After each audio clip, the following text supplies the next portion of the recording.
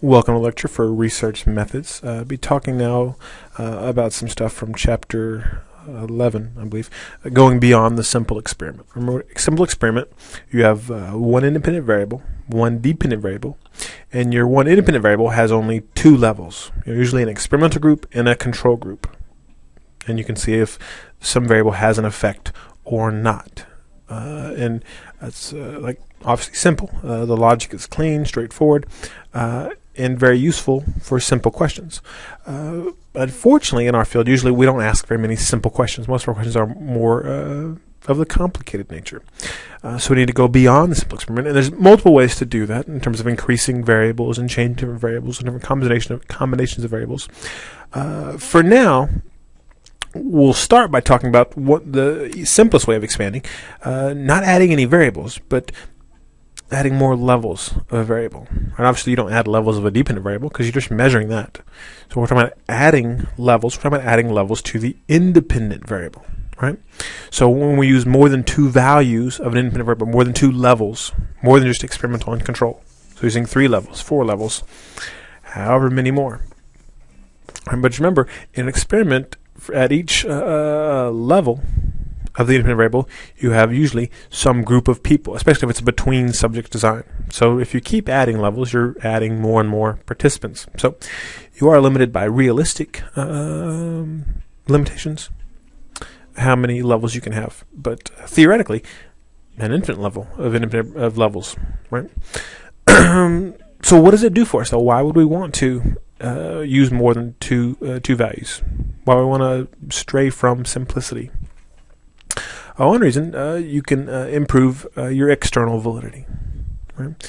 And basically because you can generalize to a wider range of treatments, right? Because if you do a simple experiment, you basically have treatment versus no treatment.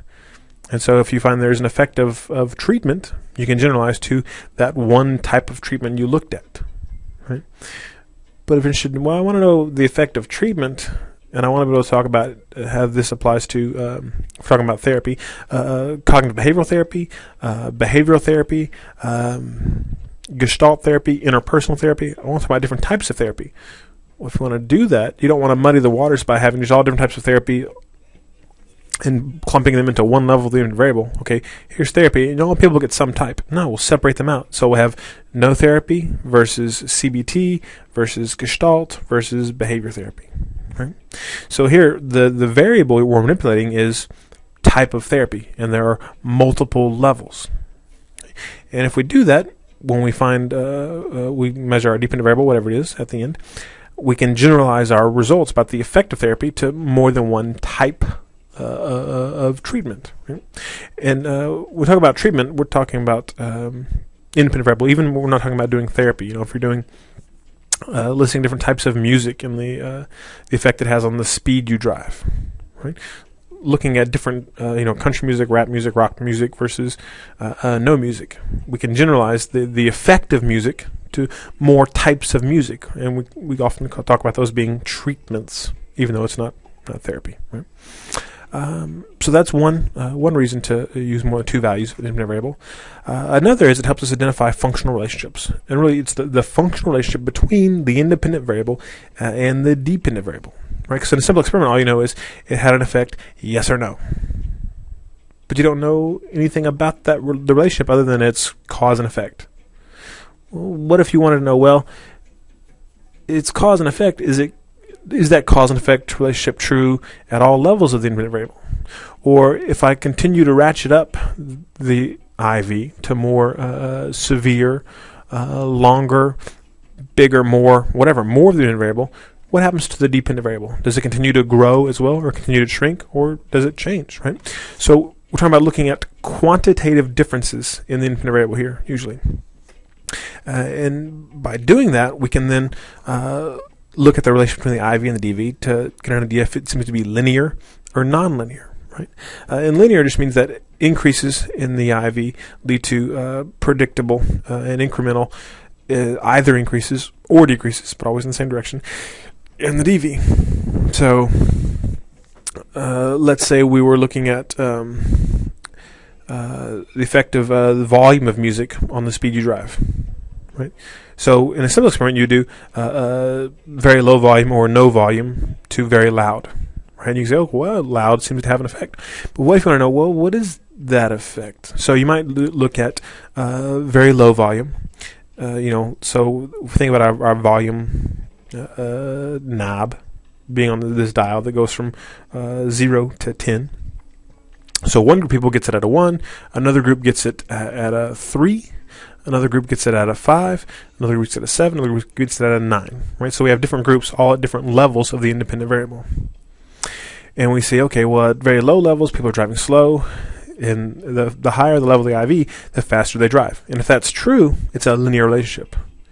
May or may not be, right? You go do a study to find out. It may be that it increases, so you go from 1 to 3 to 5, people start driving faster. But once it gets kind of loud, maybe it levels off and they don't drive any faster, or maybe they start driving slower, like up at a 9, they're like, oh, that's so loud. They take their foot off the pedal, and it's this non-linear relationship. Right? If you'd done a simple experiment, you would never have known that. Right?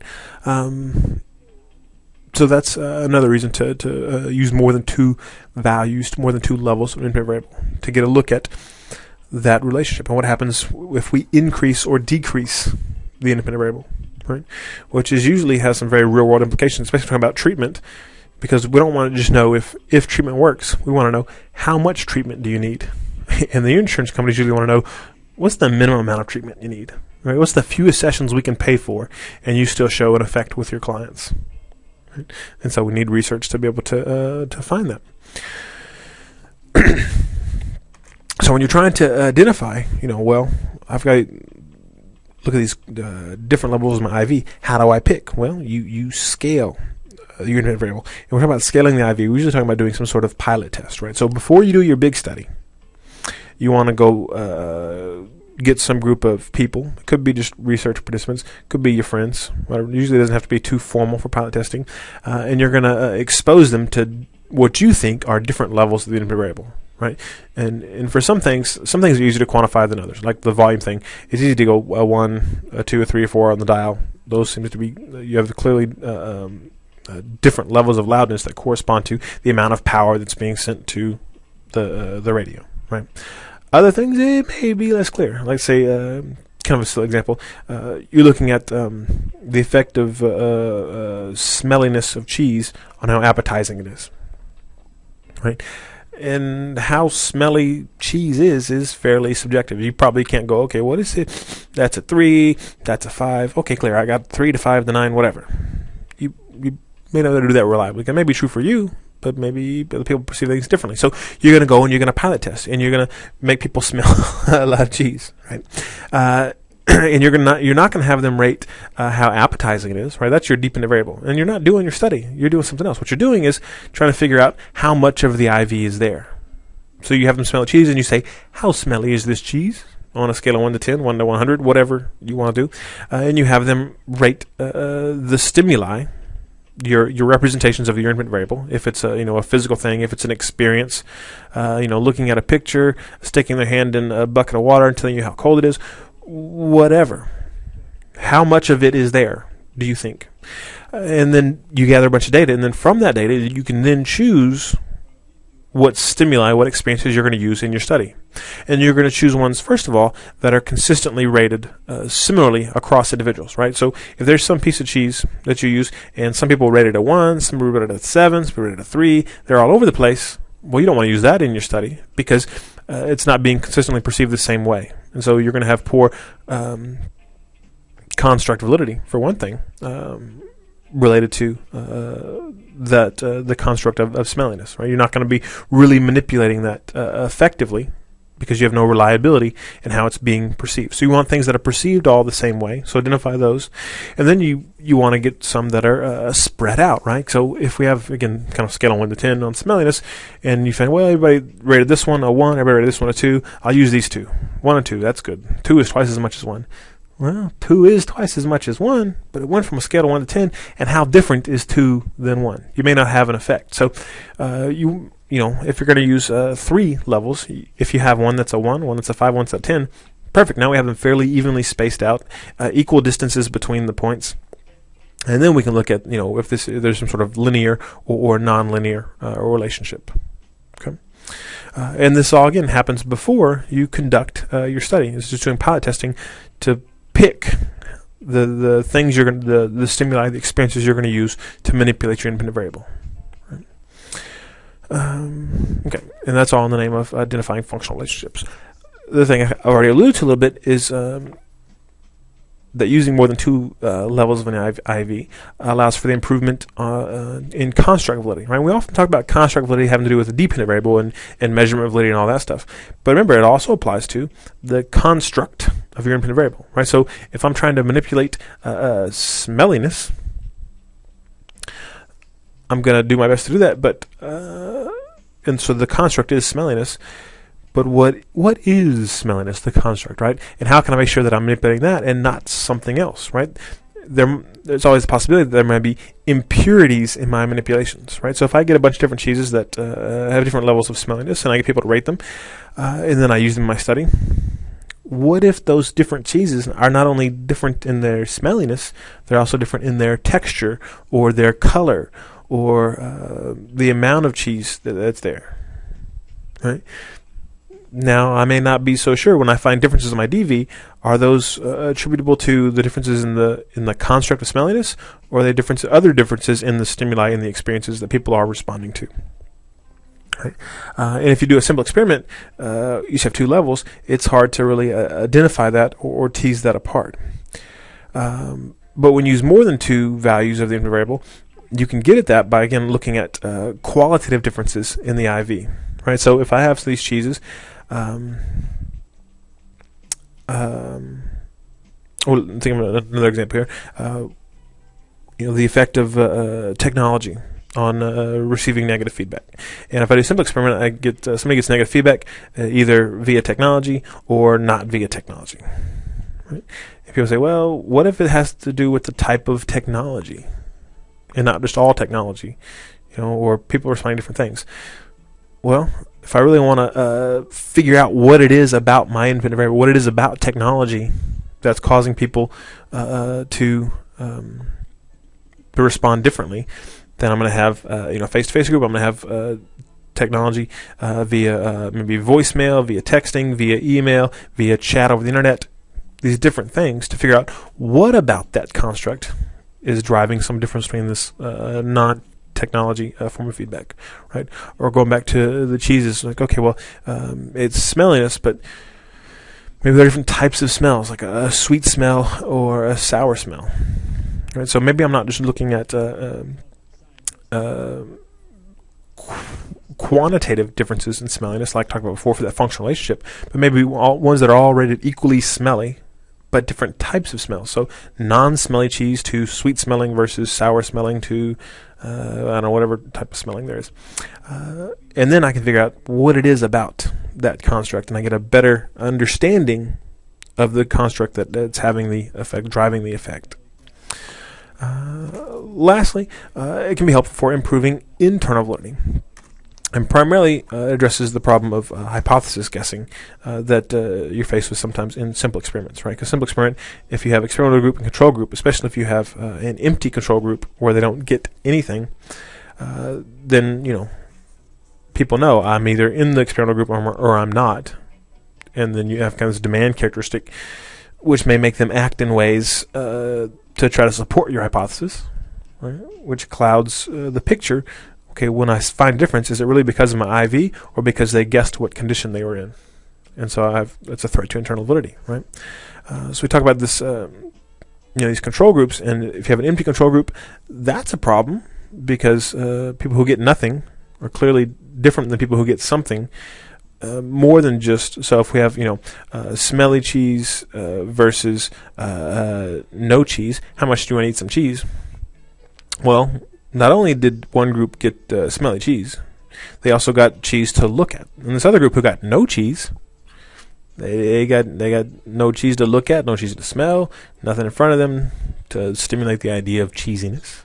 Right? So they're different in more than just that one construct. Which again clouds, well, why are these two groups different? Which is a threat to internal validity. Versus your placebo control group, where you try to have something where they get something, right? And then something is supposed to have no effect or be inert, right? Have no impact on the DV. The problem with placebo control group, say, well, I can use simple experimental to a placebo control group. The problem with using those is sometimes you don't know what the effect of your placebo is. Like you assume it has no effect, but it might, and you can't know if nobody doesn't get something, right? You either get placebo or you get the treatment, especially for therapy, and really hard to define what a placebo group is for therapy, because what is an inactive treatment? And oftentimes it's been used in research. They say, well, they just get supportive therapy, where somebody will come in and they won't get this manualized treatment if they're not in the treatment group. They're in the placebo control. They'll just get to talk to some counselor. Okay, is that counselor really not being therapeutic? Probably not. They're a therapist. They probably are being therapeutic. So they are having an effect, right? Which you could argue, well, then you're finding out how much does this manualized treatment give above and beyond basic therapeutic skills and interacting with someone, getting some attention, which is an important question. But it doesn't tell you about the effect of getting this manualized treatment versus no treatment at all. Right? So the nice thing about, again, having more than two values of the IV is you can do both types of control groups. Or you can have an empty control group, a placebo control group, and your treatment group. Then you can start to tease apart these different patterns of findings and determine, if the empty control group and the placebo control group are no different, then the placebo really did have no effect. And then you can just do this kind of straight comparison of your treatment to no treatment and talk about the effect of this treatment. Usually, though, the placebo does have an effect, right? But if you have an empty control group, you can at least then say, okay, the treatment was successful and it was better than no treatment at all. It was also better than placebo, but placebo was better than no treatment, right? And then you can talk about how much of an effect your treatment adds beyond placebo, right? And if it's not much, then especially if placebo is cheap and your treatment's expensive, placebo is just as good, even if there's a statistically significant difference. If you're not moving people enough in terms of reduction of symptoms, going back to work, whatever it is, then your treatment may not be worthwhile. But again, having more than two values in IV allows for using both types of control groups, which increases your internal validity. Okay. In terms of analyzing the data, the approach here is to use an omnibus test rather than multiple pairwise comparisons, right? So start with just the simplest experiment that goes beyond a simple experiment, where we have just three levels of the IV, right? Group A, Group B, and Group C, right? And we're calculating how hungry they are for some type of cheese, right? And we're getting average scores for each group. Now, you could compare Group A to Group B, Group A to Group C, and Group B to Group C. And that would be all the comparisons, right? If you do that, you're doing multiple tests, and so you'd be multiple pairwise comparisons. The problem with that is, the more tests you do, the more likely it is that you're going to make at least one type of error. Right? So think about that. So anytime you do a test, there's some chance of making type 1 error. Right? If you set alpha at 0.05, you're capping the probability at 0.05. But if you do another test, now the probability of getting an error in that second test is independent of the probability of the first one. So it's all still 0.05, and the third one is still 0.05. But I would look at them all together. What are the odds that across these three, I'll get at least one error? It's more than just 0.05. Just like when you flip a coin. 50% chance heads, 50% tails. Flip a coin 3, 4, 5 times. On the fifth time, we'll flip a coin the fifth time. What are the odds it's heads or tails? 50-50, right? Independent probabilities. But if I tell you, if you flip a coin 5 times, what are the odds that it'll be heads at least once? At least once. Well, it's much greater than 50-50, right? Because here we're adding probabilities together, right? So the more tests we do, the more likely we are to make a type 1 error. So to get around that, whenever you have multiple comparisons you're interested in, you do something called an omnibus test. And that's not a type of test, it's just a big test, a test that tests everything at once. Like ANOVA is probably the most commonly used omnibus test, which allows for one test of all the effects at once. And so we'll see how could you test all the effects at once? Well, let me tell you. You look at two things. The first thing you look at is within groups variability. Right? So we have Group A, Group B, Group C. If everybody in Group A scored exactly the same in how hungry they were for cheese, there would be no within groups variability for that group. Same thing for Group B, same thing for Group C. And how likely is that to happen? We say, well, hey, everybody in Group A got exactly the same level of the independent variable. They should be similar. Yeah, they should be similar, but they won't be exactly the same, right? Because people bring with them their individual differences and random responding and any kind of error added to it, right? And so there'll be differences in individual scores. Some of those differences are due to measurement error. Some of them are due to true error, where there are true individual differences. Right? And for within groups variability, we add the within groups variability of each group together. We just kind of sum all that up, and we call it error variance. And this term is maybe a little misleading because some of that variance, some of that variability of them not being exactly the same as each other, may be due to measurement error, but a lot of it is just due to individual variability, true, factual individual variability, where they really are different in how hungry they are for cheese, even though they saw the same thing, right? But we call it error variance nonetheless. I don't want you to be confused by that term. So we look at this within groups variability. We look at this error variance, and we also look at between groups variability. So now we look at this group, and if we want one number to represent this one group, everybody in Group A, what's the best number for that? Well, the typical number is the average number, is the mean number, the geometric mean. So add all the numbers up in that group, divide by how many we're in there, that's that group. Compare it to Group B's average, Group C's average, and we compare all those to the average of all three, right? So how much, and if we do that, we have, well, how much does Group A differ from the average of all three? How much does Group B differ from the average of all three? How much from Group C? See what I mean? So if they're all the same average, if A, B, and C are all 10, then the average of all three would be 10, and none of them would deviate at all from the grand total mean, and you would have no between groups variability. And that means that your independent variable had no effect. Now, these groups might differ some, right?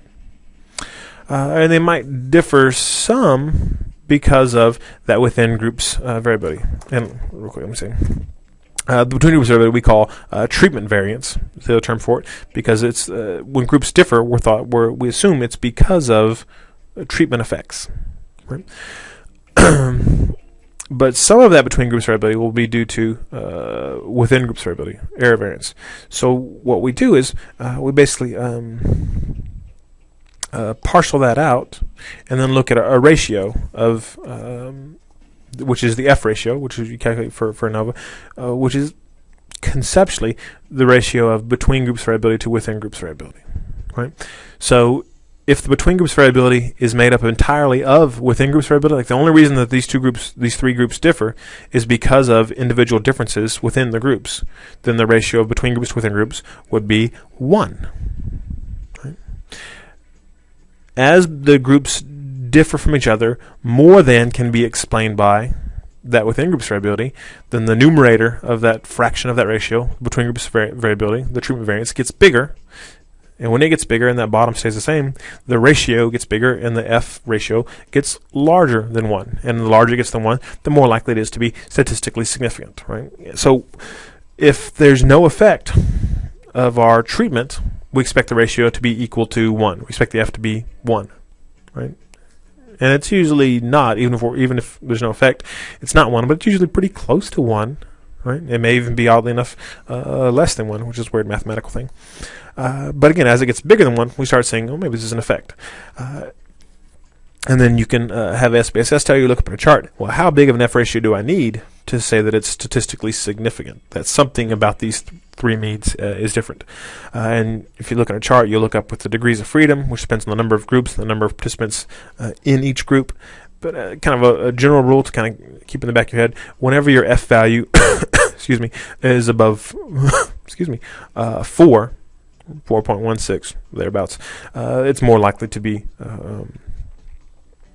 significant if you have 25 people or so per group and no more than in 4 groups. Again, the more groups you have and the fewer people you have, the bigger the F ratio has to be significant. So once you get that F ratio, what does it mean? Well, it means your treatment had an effect. And if we have 3 levels, You could look at the means and say, okay, well, this one looks bigger than this looks bigger than this, and I can interpret this, right? Sort of. The significant F ratio doesn't mean that, if you have A, B, and C, and the means are 9, 6, and 4, right? Doesn't mean that 9 is necessarily bigger than 6, or that 6 is different than 4. Probably 9 is different than 4, but not even that necessarily. All it tells you is that something is different between these groups. Right? But to look at whether or not one group differs from one other group in a statistically significant manner, you have to do something called post hoc tests. Right? So here's where you come in with a Tukey test, a Chaffee, a Bonferroni, whatever, and you do those pairwise comparisons we talked about at the beginning that you can't do. Right? And now you can do it if you had a significant F. If your F ratio is not significant, then you don't get to do the post hoc tests. And that's what protects you from that inflated error rate, because we've already done one test to say there is an effect here. I'm confident there's an effect here. Now we just got to figure out what it is, rather than kind of sorting through the details, looking for little effects where you might randomly happen to find something that's not really true. So we've done the big test. Something's here. Now we just got to find out what it is. So you do these post hoc tests, and you're basically doing pairwise comparisons, or you might do post hoc trend analysis, less commonly, which is another way of doing post hoc tests, kind of in a correlational sense rather than mean comparisons. And then you can make sense of your data. And it might be that, if you have that 9, 6, and 4, that 9 was bigger than 4, but that's the only significant pairwise comparison. That 9 and 6 were not statistically significant different, and 6 and 4 were not statistically significant different. Right? In that case, then Group A was people who smelled the Group A cheese were significantly more hungry than people who smelled the Group C cheese, but no different in terms of their hunger than the Group B. Right? And people in Group B were no different than people who were in Group C. Right? Could be. Or it could be that 9 is different than 6, and 6 is different than 4, and 9 is different than 4. And then you have all groups different from each other. It just depends on the numbers. Okay, that's all for now. Take care.